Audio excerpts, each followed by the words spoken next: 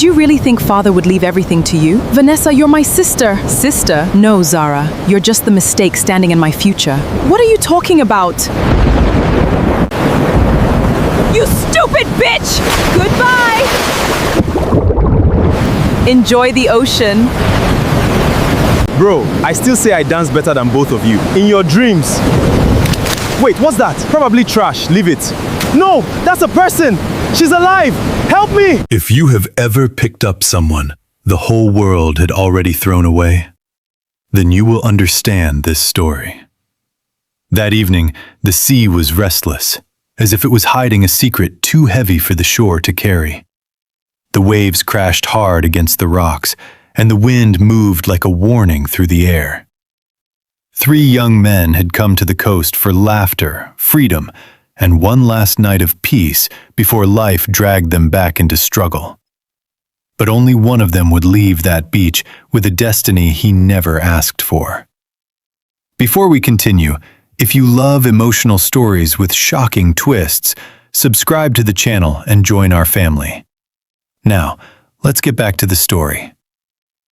Tunde was not the richest among his friends, not the loudest, and not the kind of man women usually fought over. He was the quiet one, the one who listened more than he spoke, the kind of man who looked at pain and felt it as if it were his own. His friends Bayo and Kelechi were already walking back toward the cruise boat, still arguing over who had danced better, when Tunde suddenly stopped. "What is that?" he asked. Bayo laughed. "Probably trash. Leave it. The sea returns strange things." But Tunde kept staring. There, close to the edge where the foam dragged over the wet sand, lay the body of a young woman. Not a bag, not seaweed, not driftwood. A woman. Tunde ran before his friends could stop him. The closer he got, the harder his heart pounded.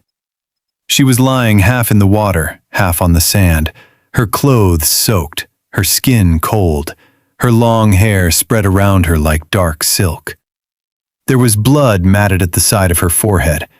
Her lips trembled faintly, as if life had not yet fully left her. "She's alive," Tunde shouted.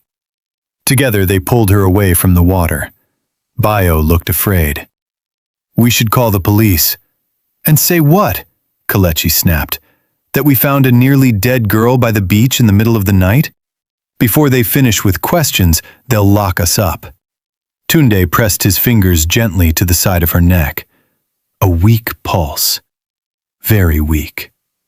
"We are not leaving her here." Bayo crouched beside him. "Tunde, think carefully. Whoever did this may come back.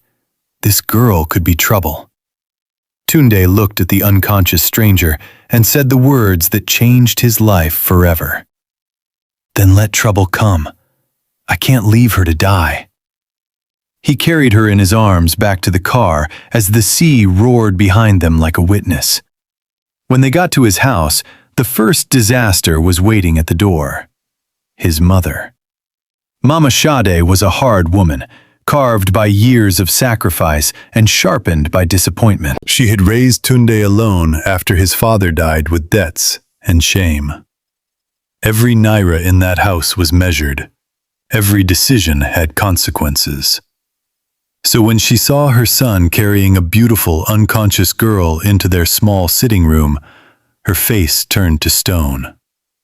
"What is this?" "Mama, please, not now. She's hurt." "And why is she in my house?" "Because she would have died if I left her there." Mama Sade folded her wrapper tighter around her waist and looked at the girl with suspicion so deep it could cut glass. "You brought a strange woman from the sea into this house. Tunde, have you lost your mind?" Tunde laid the girl carefully on the couch. "Please bring me hot water and clean cloth." "Bring you?" she repeated. "So now I am servant to a stranger." "Mama." For a moment, silence burned between them. Then old Auntie Bose, Their neighbor who had come to return a bowl stepped inside and gasped. Jesus, what happened here? Tunde exhaled. Auntie, help me, please. Unlike Mama Sade, Auntie Bose's heart softened at once. Quickly, bring water. The child is freezing. Mama Sade did not move at first. Then, muttering under her breath about bad luck and foolish sons, she walked away. That night they cleaned the girl's wound, changed her into one of Auntie Bose's wrappers, and placed her on Tunde's bed while he slept on a mat in the sitting room. At midnight he rose quietly to check on her. She was restless, sweating, whispering broken words in her sleep. Don't. Please, sister. No. Tunde leaned closer. You're safe. Her eyelids fluttered, but she did not wake. For 3 days she drifted in and out of fever. On the 4th morning, she opened her eyes fully. The first thing she saw was a small room with faded curtains and sunlight creeping through a cracked window. The second thing she saw was a young man seated nearby, asleep on a plastic chair, his head bent at an awkward angle as if exhaustion had defeated him mid-watch. She stared at him, confused. Then fear hit her. She sat up sharply, and pain shot through her head. Tunde woke at once. Easy, please, don't move too fast. She backed away. Who are you? My name is Tunde. I found you near the beach. Her hand went to her head. The beach? Yes. She tried to remember, but all she saw was water, darkness, and a pair of eyes filled with hate. My name... She paused. Panic flashed across her face. I can't... Tunde stood slowly, making sure not to frighten her. It's all right. Don't force it. You were badly injured. She looked around the room again. Poor, simple, honest. Nothing in it looked dangerous. Nothing in him felt dangerous either. You saved me? Tunde smiled faintly. The sea almost kept you. I only interrupted. For the first time, despite her fear, she almost smiled. They called her Amara because she could not remember her name. Days passed, and memory still refused to return. But something else grew in its place. Peace. Amara helped Auntie Bose with vegetables. She swept the yard. She laughed softly when Tunde's friends came around and tried too hard to impress her. She sat outside in the evening watching children play and looked at the world as if she was learning it again. There was something almost childlike about her innocence, but not foolishness. Purity. Gentleness. The kind of gentleness that made people want to protect her. Except Mama Sade. Mama Sade watched everything. The extra soap being used, the extra food, the way Tunde's eyes followed the girl when she moved, the way the girl's beauty altered the air in the house. To Mama Sade, beauty had never come without danger. One afternoon she found Tunde repairing a broken stool outside. How long will she stay? Tunde did not look up. Until she remembers who she is. And if she never remembers? He kept working. Mama Sade's voice hardened. You are a poor man, Tunde. Poor men do not adopt mysteries. She is not a mystery, Mama. She is a human being. She is an expense. Tunde dropped the hammer and stood. If I had found you on that beach, would you want the person who saw you to count money first? Mama Sade was quiet. Then she said coldly, That girl will break your heart. Tunde answered softly, Maybe, but leaving her there would have broken my soul. That was the first day Mama Sade realized her son was already lost. Meanwhile, far from that small house, in a mansion where grief hid behind polished walls, men were searching. Chief Adesina, one of the richest men in the region, sat in a wheelchair beside a table full of medicine bottles, staring at a portrait of his younger daughter. The same daughter the whole household believed dead. His health had worsened in recent months, and everyone knew why. He trusted too easily, loved too deeply, and feared only one thing now: dying before protecting the one child too innocent for a wicked world. Her name was Zara. She was the daughter of his late wife, the light of his old age, the keeper of his tenderness. But her elder half-sister Vanessa had never forgiven her for existing. Vanessa was clever where Zara was pure, ambitious where Zara was trusting, fire where Zara was water. And when she learned that Chief Adesina intended to transfer most of his properties, businesses, and estates into Zara's name, jealousy became poison. It had started with smiles, then manipulation, then forged rumors, then one private invitation to the family yacht under the pretense of reconciliation. Vanessa had hugged her sister. Vanessa had smiled. Vanessa had whispered, "I'm sorry for everything." And later that same night, Vanessa's men hit Zara on the head, wrapped her in a heavy cloth, and threw her toward the mercy of the sea. Vanessa returned alone, tears prepared in advance. "She slipped," she cried. "She fell. We searched everywhere." But Chief Adesina did not believe her, not fully. Still, without a body, without proof, and too weak to launch a war, he could only wait, investigate quietly, and pray. Back in Tunde's world, love had begun to move like rain before anyone admitted it was coming. Tunde took Amara to the market one day so she could choose fabric Auntie Bose wanted for church. She walked slowly between stalls, overwhelmed by colors, voices, and smells. At one point, she stopped before a row of bangles and touched one absent-mindedly. "You like it?" Tunde asked. She shook her head. "I don't know. It just feels familiar." The old woman selling them smiled. "That one is not for village girls. That one is for women who grew up around money." Amara laughed lightly. "Then it cannot be mine." But Tunde noticed the way she held herself, the way she spoke, the grace in her movements. Even in borrowed clothes, she did not belong to poverty. Yet she never carried pride. If anything, she carried sadness she could not explain. As they walked home, rain began suddenly. They ran under the shelter of a small shop roof, laughing breathlessly. For a moment, the world became still. Amara looked at him. "Why are you so kind to me?" Tunde looked away. "Maybe because you needed kindness." "No," she said softly.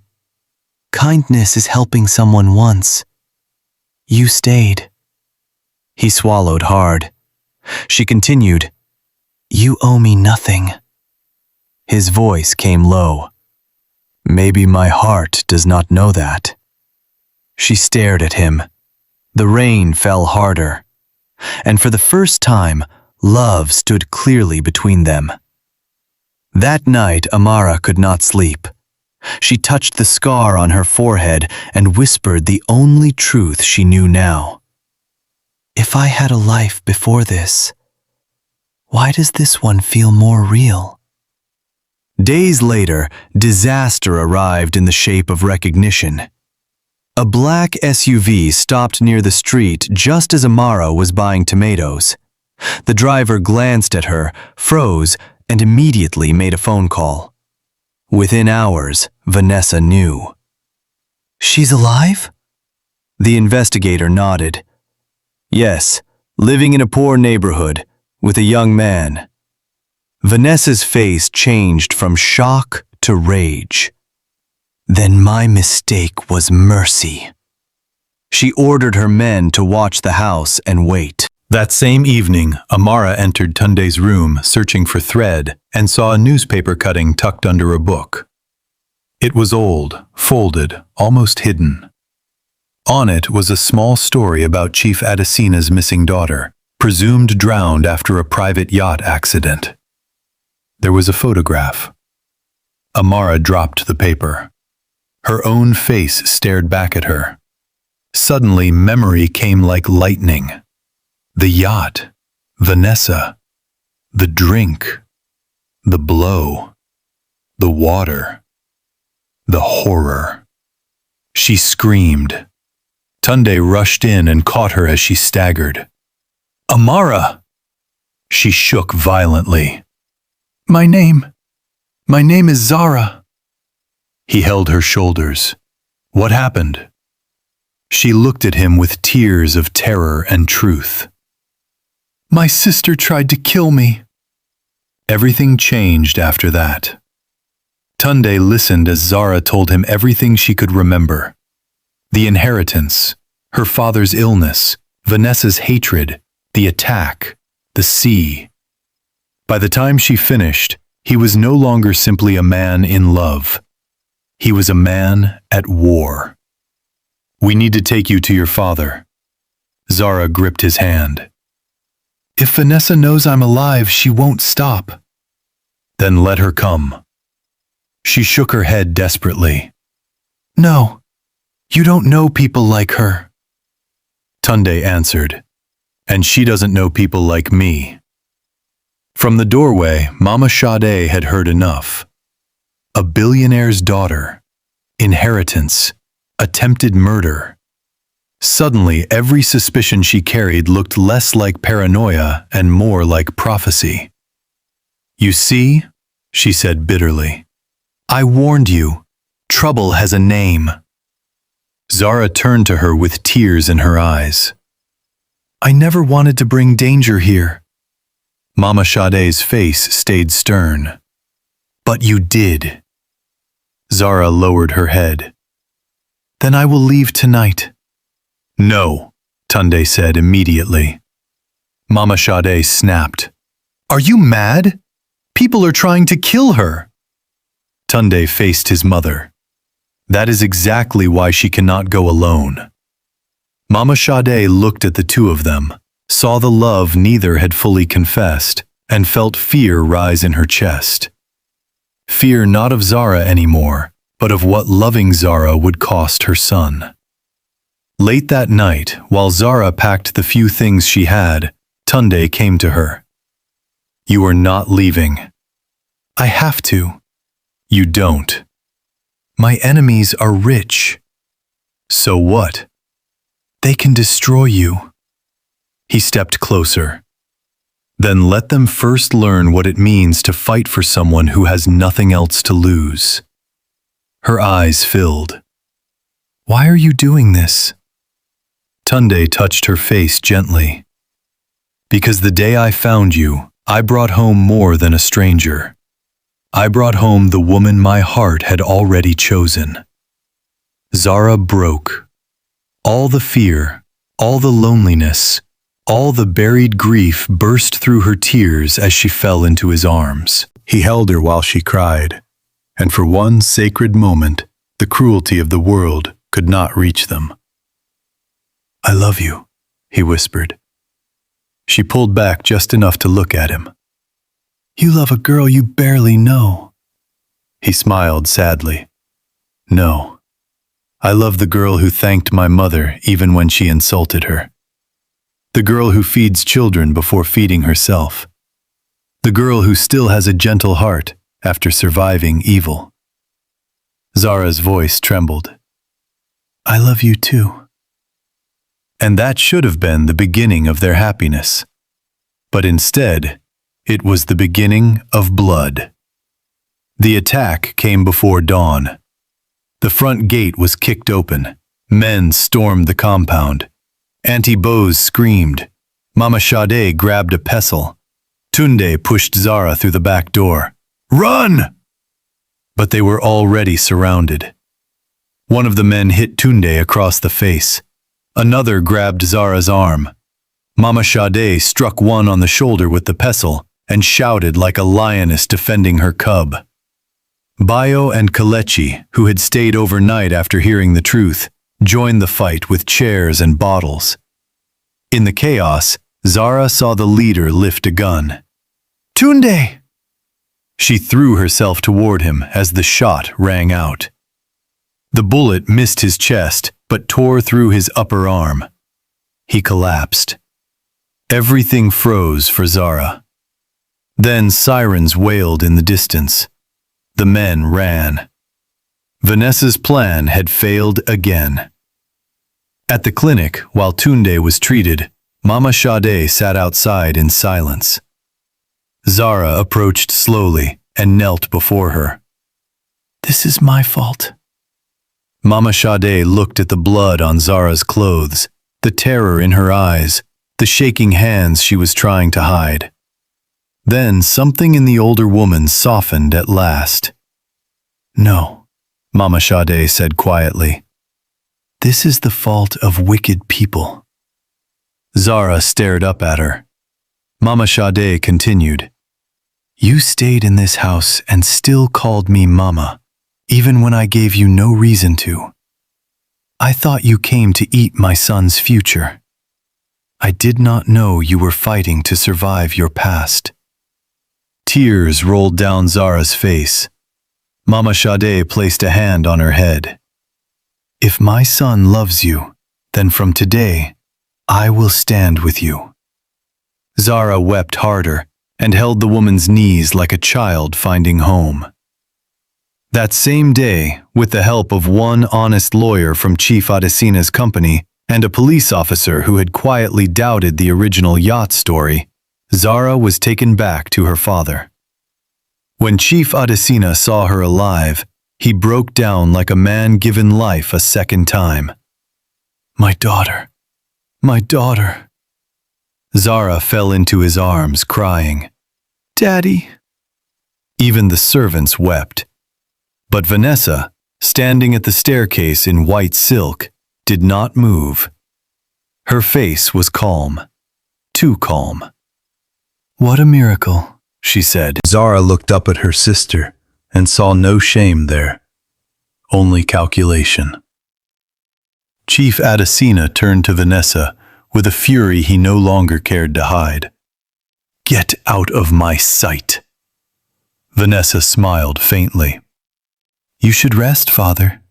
Your heart cannot carry this much excitement." "Call me Father again," he thundered, "and I will show you what remains of my strength." Yet evil rarely retreats quietly. That night, Vanessa met secretly with the family lawyer she had already bribed once before. She intended to finish everything quickly, but greed had made her careless. The lawyer had recorded their earlier conversations for his own protection. When Zara, Tunde, Chief Adesina, and the police gathered the next morning in the study, Vanessa walked in expecting another performance. Instead, she heard her own voice played back. "I don't care what it takes. Once Zara is gone, the property becomes easier to control." Her face drained of color. Chief Adesina closed his eyes in pain. Not because he was surprised, but because hearing wickedness from your own child's mouth wounds differently. Vanessa shouted, "It's a lie! It's manipulated!" Then the investigator stepped forward with photographs. The hired men had been tracked. One had confessed. Still, she tried one final weapon. Tears. She fell to her knees. "Father, I was desperate. You always loved her more." Chief Adesina looked at her for a long time. "When your mother died," he said quietly, "I promised myself I would never fail either of you. But love is not the same as entitlement. Zara's innocence offended you because it exposed your emptiness." Vanessa's crying stopped. The police moved in. As they took her away, she looked at Zara with hatred sharp enough to draw blood. You think you won because he loves you? One day, that same love will destroy you. Zara answered with surprising calm. No, your hatred destroyed you. Vanessa was led away in handcuffs. The storm was over. But healing is never as quick as justice. Chief Adesina's health remained fragile. He called Tunde privately to his room a few days later. I owe you more than I can repay. Tunde bowed his head. Sir, I only did what any man should do. The older man smiled faintly. No, many men would have sold her. Many would have feared trouble. Many would have taken advantage of her memory loss.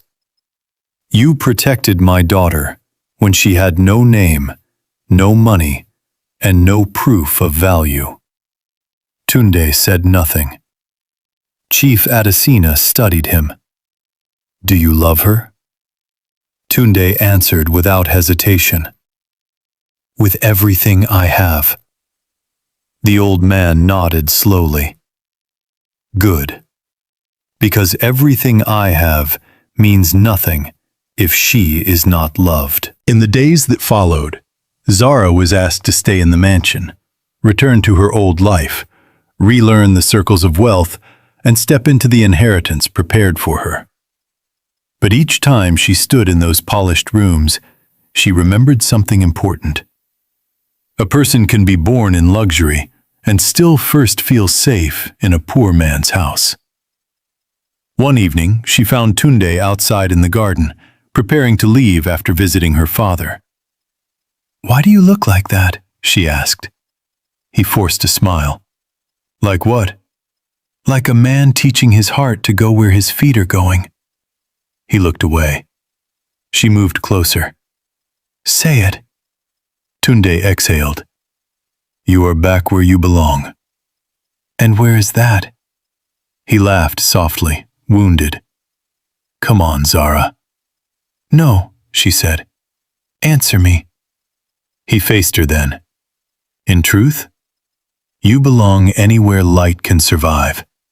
But this world of yours, this wealth, these expectations, I cannot compete with it.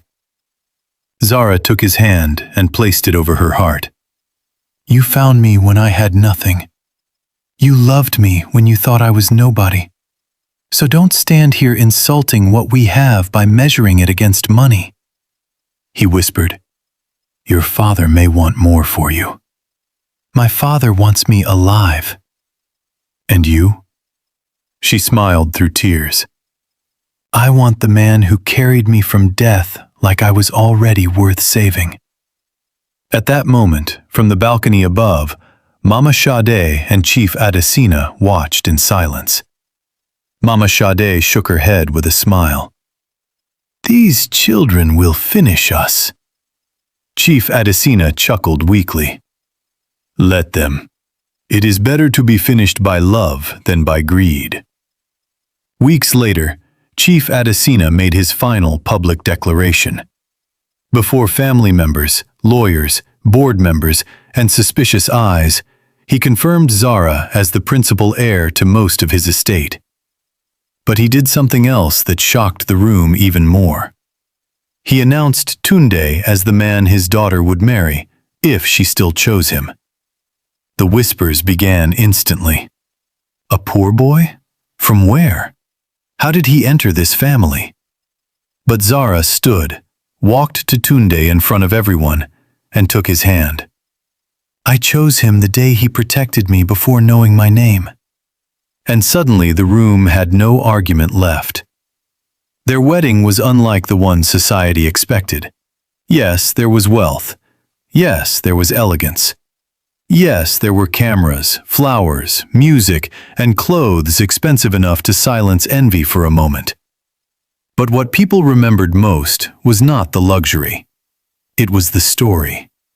How love had begun on a cold shore with blood, salt water, and mercy. How a poor young man had taken in a wounded stranger and given her dignity before discovering she could give him the world. How a mother who once rejected that girl now adjusted her veil with trembling hands and called her daughter. How a father who nearly lost everything found peace long enough to bless the union. When Zara walked down the aisle, she did not look like a billionaire's daughter. She looked like a woman who had survived hate and still chosen love. When Tunde saw her, his eyes filled. And when the vows came, he spoke not like a polished rich man, but like the same honest soul who had found her by the sea. I loved you before your name returned. I loved you before your wealth returned. I loved you when all you had was pain, and I will love you when joy fills every room we enter. There was not a dry eye in the hall. Zara answered, voice trembling, "You gave me a home before giving me love. You gave me safety before asking for trust. If I live 100 lives, I will still pray to be found by a heart like yours." Months later, when Chief Adesina finally passed away peacefully, Zara mourned him with gratitude instead of regret. He had lived long enough to see truth win, long enough to see his daughter loved, long enough to know his wealth had not fallen into the hands of darkness. And Vanessa? She remained the cautionary whisper people told behind closed doors, not because she wanted money, but because she let jealousy make her believe love was a competition. Years passed. On some evenings, Zara and Tunde would return to that same beach, standing together where the waves still spoke in restless tongues. Sometimes they brought flowers, sometimes silence. Sometimes their little daughter, who loved to ask for the story of how her parents met. And every time, Tunde would smile and say, "The sea tried to keep your mother, but God had already written her name inside my destiny." Then Zara would lean into him and answer, "No, God wrote your kindness into mine."